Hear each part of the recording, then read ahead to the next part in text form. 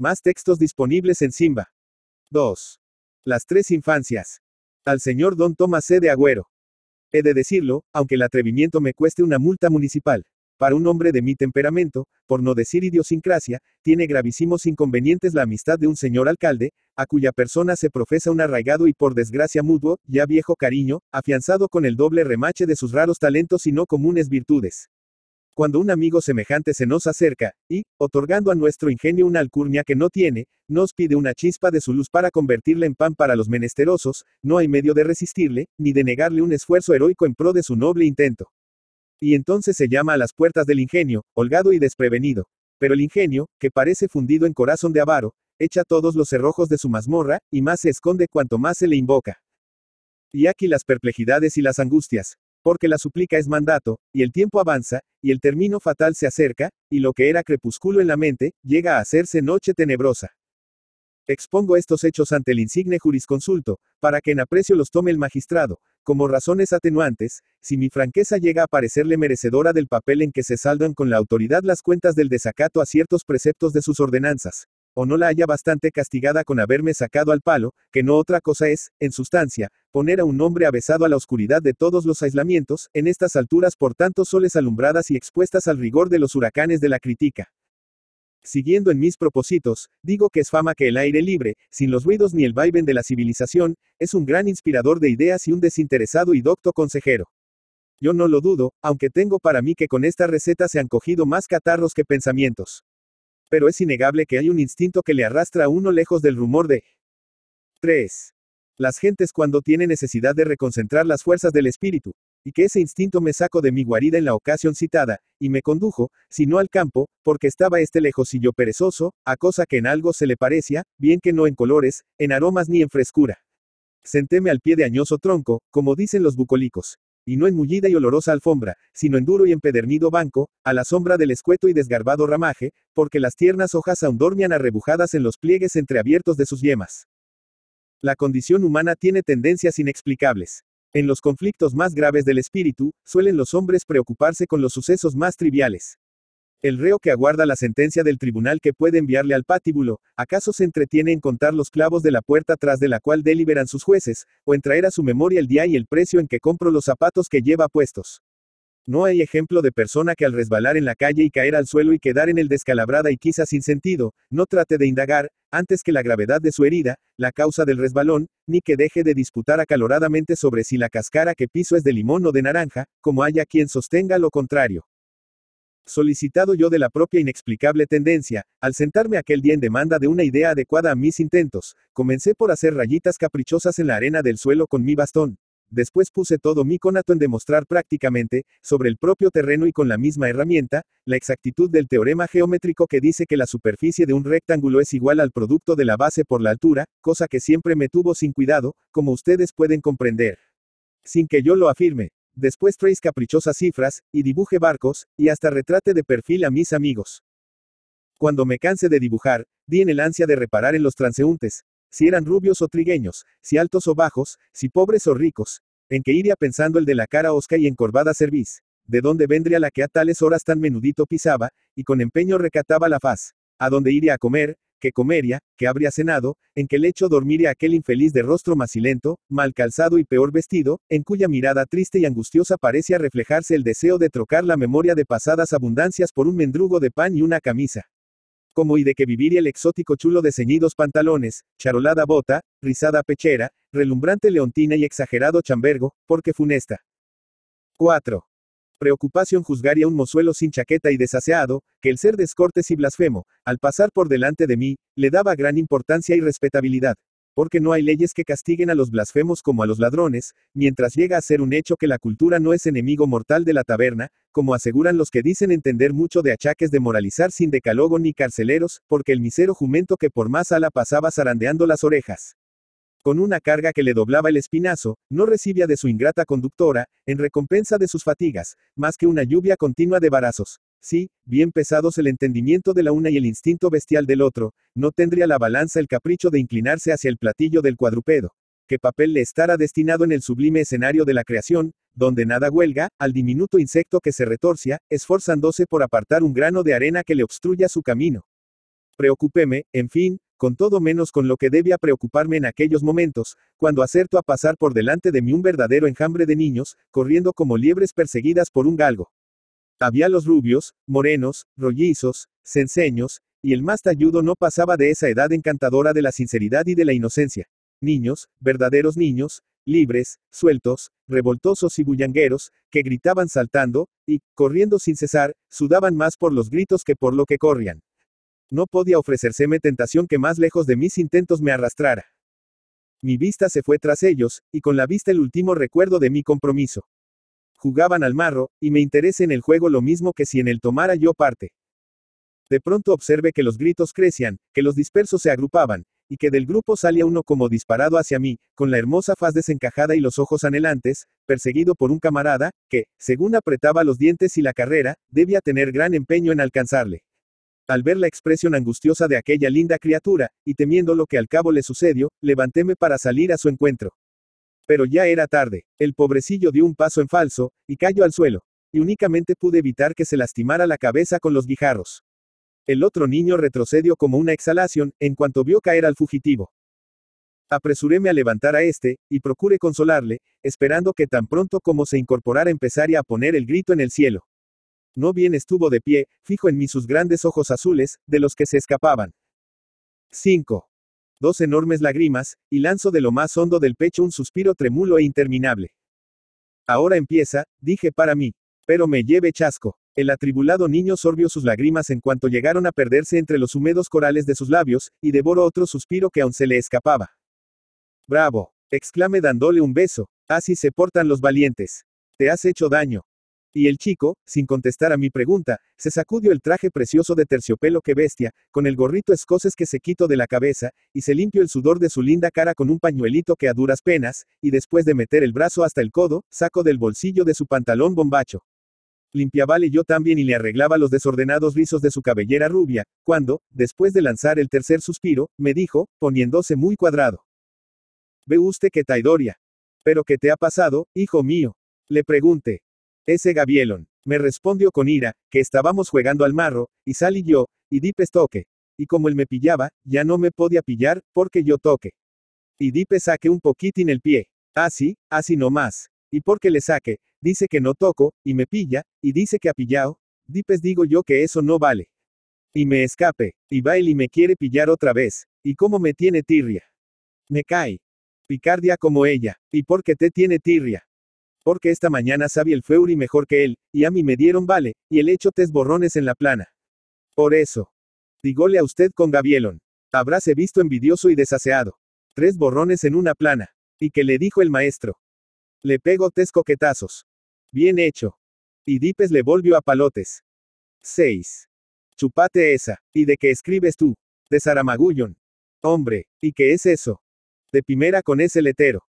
Ya, ¿y cómo te llamas? Pelín Benave de los Santos. Caspita, me parece mucho. ¿Por qué? Porque eres tan chiquitín. ¿Y qué? Y son tantos los nombres. No podrás con ellos, ya que seré yo más. Cierto es. ¿Y cuándo crezcas qué vas a hacer? Cuando yo sea Gandon, voy a ser general. Hola. A mí me gusta mucho ser general. ¿Por qué? Porque los generales tienen pumero en el ticornio, y banda, y sable de oro, y muchas cruces en la casaca. Y cuando pasan, todos los soldados les hacen la venia, y van a caballo. Y comen con el rey. Bien está eso. Pero los generales, amigo Pedrin, van a la guerra, y allí. Dice Papa que no. Muchos hay de esos, según cuentan. Pero algunos van a ella y salen. 7. Heridos. Y se mueren. A veces. Pero vamos a ver. Si tú fueras general ahora mismo, ¿qué harías? Lo primero, llamar a los civiles y pender a Gavision. Lo sospechaba. Poc Gavielon me hace mucho de rabiar. Mientras así, y por el estilo, de parte a yo con Pedrin, el llamado Gavielon había llegado junto a sus camaradas, un tanto sobresaltados al ver caer al fugitivo, y no poco recelosos al contemplarle luego bajo mi protección.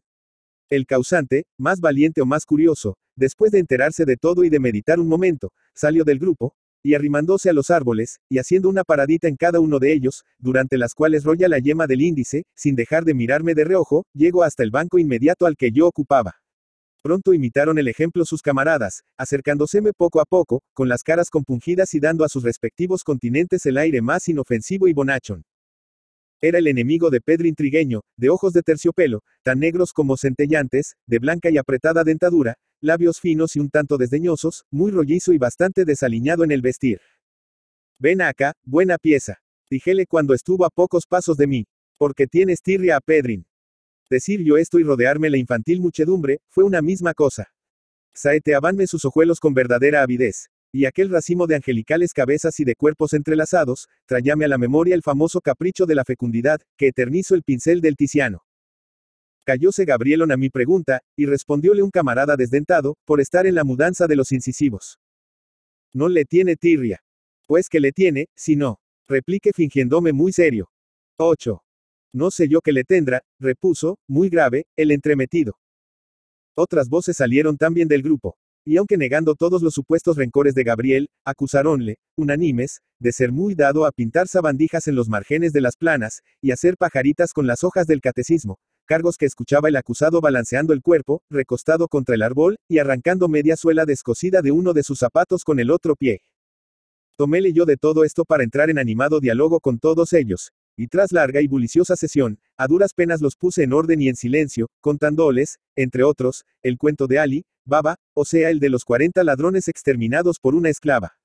Cuando los vi más hechizados con los recuerdos del tesoro, que yo les había descrito a mi manera, de la caverna misteriosa que franqueaba sus puertas a la mágica frase de Sésamo, ábrete. Propuse la paz entre los dos enemistados camaradas. Es un cascarruña, y muy acusón, dijo Gabriel. Me cachis, respondió Pedrín con cierta sonrisa irónica. Y sí, añadió el otro, siempre está poniéndome en mal con don Moisés. ¿Quién es don Moisés? Un señor muy viejo que juba aquí con nosotros. Pues es preciso que hagáis las paces, caramba. Yo con ese. Para él estaba. Ahora lo veremos. Dije, y saqué la cartera. Al verla, el enjambre se echó sobre mí. Teníala bien repleta de estampitas y otras puerilidades análogas. Porque es de saberse que, aun sin las eventualidades de la calle, no me faltan ocasiones de desocuparla muy a menudo. Ofrecí las mejores a los dos. 9. Enemigos rapaces, a condición de que se abrazaran. Y sin quitar los ojos de la cartera, estrujaronse heroicamente. Cumplí mi palabra en el acto. Y mientras les entregaba las estampas, los ojos de los demás no cesaban de ir de los míos a la cartera, y de la cartera a los míos, a la vez que sus manos tanteaban las inmediaciones de las estampas, con una inquietud nerviosa. Comprendí la mímica y repartí una figurita a cada uno. Contra, ¡qué lápiz! Exclamó el más talludo. Y tuve que dársele. Así me arramblaron cuanto en la cartera flotaba o relucía. Noté que, según me iban desvalijando, se mostraban menos pegajosos. Y cuando nada tuve que darles, bastó media palabra para que desaparecieran de mi vista como bandada de gorriones al ruido de una palmada. Entonces advertí que en el banco de enfrente se habían sentado hasta media docena de incipientes galanes, mozos de semillero, metidos de cuajo en la edad más antipática de la vida humana. Conjunto desgarbado de brazos, zancas y pescuezo, en la cual edad todo en el hombre es transitorio y pegadizo, y nada completo ni armonioso. Pájaros en tiempo de muda, como ellos son escalofriados y angulosos. Huyen de los niños porque se juzgan hombres, y los hombres los rechazan porque los toman por niños. Para remate de desentono, hasta los sastres se complacen en extremar sobre ellos los caprichos de la moda con tajos y recortes atrevidos, que solo conducen a poner en evidencia el armazón que falta en el tronco, o el esqueleto que sobra en las extremidades. En mis tiempos se los conocía con el adecuado nombre de pollos. Hoy se les llama, si no estoy mal informado, sietemecinos y gomosos. Llegaban perceptibles hasta mí sus declamaciones, altisonancias y discreteos. Pues hablando ellos para ser oídos de sedentarios y transeúntes, buscaban de propio intento lo más sonoro y atractivo del habla castellana. ¿Quién de los 6 mostrabéis mal ferido de punta de amor, y lloraba y gemía contrariedades y discordancias? ¿Quién, más feliz en sus empresas, dábale amparo y consejo, y afanabéis por pintarle como artificios y disimulaciones lo que el atribulado tomaba por desdenes ciertos y coqueterias probadas? ¿Quién, peliscándose el musgo mal nacido de su labio, y frunciendo los dos con menosprecio, burlábase del candor de los amantes que aún creen en el amor y en las mujeres, porque él, a los 18 años que a la sazón contaba, tenía petrificado el corazón a fuerza de desengaños y mentiras? Otro, nacido para amar, no hallaba ocasión propicia para mostrar su 10. Corazón abierto a tantas mujeres que parecían venidas al mundo para corresponderle. Otro estaba por las glorias de la inteligencia, y no aceptaba el amor sino como resorte para mover a los personajes de sus creaciones en proyecto. Tenía un drama comenzado y 3 novelas en embrión, y estudiaba el carácter y la situación de aquellos sus amigos para reproducirlos en la escena y en el libro. El último, lacio, encanijado y escrofuloso, No hablaba sino para echar por aquella boca estocadas y pistoletazos, los cuales medios, según la experiencia se lo demostraba cada día, eran los únicos que todo hombre de corazón, como él, debía aceptar para desembarazar de dificultades el sempiterno drama de la vida. A lo mejor del cacareo, venían a enardecerle el sastre y el zapatero, como accesorios del asunto principal. Pues no faltó quien achacase parte de un fracaso galante, a la influencia de un levitín con 2 centímetros de más en la longitud de las aldillas, o a la de un punto menos en la altura de los tacones. De aquí se pasó a ponderar la fortuna de los elegantes que hallan en las grandes capitales, artistas de talento que comprenden la filosofía del corte y la estética de la moda, haciendo así que las clases no se confundan, y brillen en todo su esplendor de cuna los jóvenes distinguidos y elegantes. En estas y otras, comenzó a poblarse el sitio de paseantes, y note que algunas parejas femeninas, solo con pasar por delante de los gomosos, dejaronlos como petrificados en el banco. Callaron todos de repente, y el tierno y el desdeñoso, el poeta y el espadachín, el más tímido y el más osado, pusieron los ojos tiernos, y en exhibición el atractivo que en más estima tenían. Quien la cabellera, quien la curva del pecho, quien la rectitud de la pierna, quien los dientes, quien el pie, y todos, unánimemente, los puños de la camisa. Después se dividieron en parejas, y cada una de ellas se fue detrás de la femenil de sus preferencias, cual suspirando, cual hablando recio y escogido, cual alardeando de agudo y de chistoso, pero todos en busca de un corazón y una mirada. Entonces note con gusto que las damas de ahora, como las de mi tiempo, en cuanto se visten de largo, ya no gustan de muñecos. Pero los 6 de marras creían lo contrario, y así se divertían. Pues estos, dije para mí, son otros niños felices, y no se diferencian de Pedri ni sus camaradas sino en que visten de otro modo y juegan al amor, al talento y a otras cosas serias, mientras los primeros juegan al marro o a 11. Las aleluyas. Por lo demás, creense hermosos y apuestos, y son ridículos. Admiranse de sus propios talentos, y son tontos de capirote. Juzganse amados, y nadie los puede ver. Su vida es una constante equivocación. Envidiable felicidad. Un rayo de sol bañaba entonces el sitio que yo ocupaba, y el miedo de que me calentara los cascos con exceso, llevóme al otro extremo del banco. En el instante en que me acomodaba en el sombrío rincón, llegaba a ocupar el que deje vacío un anciano octogenario, arrastrando los pies sobre la arena, y con el cuerpo vacilante encorvado sobre una cachava. Eligió el punto en que más copiosamente se desparramaba el manojo de sol, y sentóse allí poco a poco y agarrándose, como si temiera romper en una brusca sacudida el hilo desgastado y tenue de su existencia. Saludóme con una penosa inflexión de su pescuezo y una mirada yerta, y devolvíle el saludo con respeto. Usted huye del calor, me dijo con voz desentonada y tremula, cuando se hubo sentado, yo le busco con ansia. Ineludible ley del equilibrio. A su edad de usted yo hacia otro tanto. Me sobraba el calor. Desde entonces cuántos inviernos han pasado sobre mí. Cuánto calor me han robado sus hielos. Sin dejarme decir algunas palabras de pura cortesía, continúa así el buen señor. Se reirá usted de mí, porque apenas despliego los labios, comienzan a asomar la oreja mis manias de viejo. Así llaman los jóvenes a nuestra afición a evocar recuerdos de otras edades. Hay mucha injusticia en eso. Quien, como yo, no tiene por delante más que una tumba y una mortaja, cuadro en verdad poco risueño y deleitable, necesita volver los ojos a lo pasado para no morirse de tristeza, y cuanto más lejos, mejor. Por eso me gustan tanto los niños. Ellos vienen, yo me voy, nos encontramos a la puerta del mundo, unos entrando y otros saliendo. Viajeros con opuesto rumbo, que hacemos una parada en una misma estación y comemos en la misma mesa. Ellos me hablan de lo que vienen a buscar, yo les hablo de lo que por acá dejo. Esto divierte y consuela. El resto de la humanidad ya no me pertenece, como no me pertenece lo que conduce el tren que se cruza con el que a mí me lleva a la eternidad.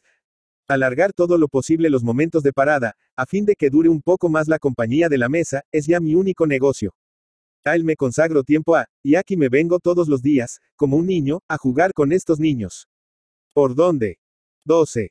Andan esos diablejos, los allí, que monísimos son, verá usted lo que tardan en asaltarme. Y en desvalijarme. Afortunadamente vengo hoy bien pertrechado de metralla para defenderme. Caramelos, rosquillas, estampas. Y en este otro bolsillo, medio quintal de paciencias. Cuánta necesito a veces para armonizar tantas cabecitas sin tornillo, y para no enfadarme. Sí, señor, para no enfadarme. Ahí anda un Gabrielón, travieso y mal intencionado. Ayer me tiro con una aceituna desde su balcón. Pues mire usted, sentí aquel golpe como si hubiera sido un balazo. Porque ni yo le había dado motivos para ello. Ni está bien que así se trate a los mayores, bajo ningún pretexto. No lo dije, ya está la nube encima. En efecto, la misma que poco antes había caído sobre mí, pero lenta y apacible, envolvió al octogenario, tormentosa y rugiente. Entre gritos de Papa Moisés, señor Don Moisés, y alguno de señor Matusalén, que yo jurara que procedía de los pulmones de Gabrielón, aquella muchedumbre estrujo al anciano, asaltándole por piernas, brazos y cabeza. Quien le besaba, quien le sacudía, quien le interpelaba, quien, más osado, le registraba los bolsillos. Hasta que, falto ya de respiración, arrojo por encima de las cabezas de todos un paquete de almendras, que se desparramaron en el suelo, cebo estimulante sobre el cual se echó en el acto aquella bandada de pájaros golosos. Empezó luego el reparto de lo que quedaba en los bolsillos, y no faltaron entonces reclamaciones, protestas y refunfuños de una y otra parte, y aun llegó a riña formal, entre el anciano y Gabriel, lo que empezó por quejas del primero sobre el incidente de la aceituna, al ofrecer su ración, un tanto mermada, al segundo. Interviene poniendo paz, cuando vi que las sequedades del muchacho iban a hacer llorar de pena al pobre viejo. Diole un beso cada cual, como firma de amor y de alianza. Y, ya todos unos, como dijo don Moisés hecho unas pascuas, pusiéronse a jugar los rapazuelos delante del anciano, haciéndole juez árbitro de sus contiendas, lo cual le deleitaba y entretenía. Pues este es otro niño, dije para mí, contemplándole, y con él son ya 3 los ejemplares. Es decir, que de 3 no bajan las necesarias infancias del hombre, las que son inseparables condiciones de otras tantas edades de la vida. Porque si a sumar vamos las que son el fruto de las mundanas flaquezas, casi son tantas como los años que vivimos. Niño es, en efecto, el hombre que de vanidades se nutre y al güero. 13. Relumbrón endereza todas sus aspiraciones. Niño cuando se pavonea con un cintajo en la solapa, como si fuera señal de sus virtudes y no de la amistad de un prócer dadivoso. Niño cuando se desvela por adquirir un diploma que le autorice para estampar en coches y tarjetas 2 calderos y una escoba, o cualquier otro emblema heráldico no menos expresivo y linajudo. Niño cuando, ya con canas, se prenda de su apostura, y despilfarra ante el espejo las horas que niega a más honrosos y trascendentales afanes. Niño cuando se parece a tantos y tantos nietos de Adán por el estilo. Y niño, en fin, soy yo, que con frecuencia me enredo en tales filosofias. Pero volviendo a los niños ochentones, cuantos hay en uno y otro sexo que han tomado la ciencia, las letras, las artes o la caridad por juguetes, y dejan el sendero de su vida lleno de luz y de beneficios, en bien de sus semejantes. Preciso es convenir en que estos niños tienen mucho de ángeles. Y conviniendo en ello, forzoso es declarar que la raza de Caín no es tan mala como su fama la pinta. Pensando así, levantéme con rumbo a mi casa. Pero nuevos aires me soplaron, y a otras regiones más intranquilas me condujeron las ideas. Y extendí la mente por los campos de la historia. Y al ver la haz de la tierra cubierta de ruinas y de cadáveres, a las razas luchando contra las razas, a las ideas contra las ideas, al ver la fuerza convertida en derecho y a los pícaros en la cumbre de los honores, y a los buenos en el abismo de todas las desventuras, a la mujer holgada y consentida, arrojando a los pies de su amante el honor de su marido, al marido, mancillando en torpes mansebias la fe jurada en los altares, al ver al poderoso explotar al necesitado, y al necesitado escupir la mano que le da la hogaza, al ver aquí el látigo, allí latí, acá el atropello, a la acechanza, y en todas partes y en todos tiempos y a todas horas, el orgullo, la soberbia, la envidia, la venganza, imponiéndose al mundo como una calamidad incontrarrestable, ay, exclame en mis adentros, niño es el hombre, y aun con frecuencia es angel, pero también es tigre carnicero en cuanto arroja a Dios de su conciencia. Dicho se está que este hallazgo no me satisfizo tanto como el anterior, pero consoléme mucho al caer en la cuenta de que si Dios entregó el mundo a las ambiciones y a las disputas de los hombres, también infundió en los buenos el sublime sentimiento de su caridad para ejemplo de verdugos y consuelo de perseguidos y desheredados. 14. Y andando, con la mente abismada en tan santas cavilaciones, mi capa no parecía. Y las horas corrieron, y los días pasaron, y la inspiración no vino, y llegó el trance fatal, y trajeronme al banquillo de los reos. Desde el cual me atrevo a suplicaros, después de llamar a las puertas de vuestro corazón con las narradas dificultades, como testimonio fiel de una heroica voluntad, que la toméis en cuenta para absolverme de las confesadas culpas de mi torpe ingenio. 1878. 15. José María de Pereda. José María de Pereda y Sánchez Porra Polanco, 6 de febrero de 1833, Santander, 1 de marzo de 1906, fue un novelista español del periodo realista, autor de célebres novelas de costumbres. También fue político, afiliado al carlismo. Sus obras más conocidas son Peñas arriba, de tal palo tal astilla, La puchera y, especialmente, Sotileza, que le dieron gran reconocimiento, lo cual dio lugar a que ya en 1872 fuese correspondiente de la Real. 16. Academia Española. Fue realista y costumbrista, próximo al romanticismo y naturalismo. Fue descrito, así como todo lo relacionado con él, como perediano.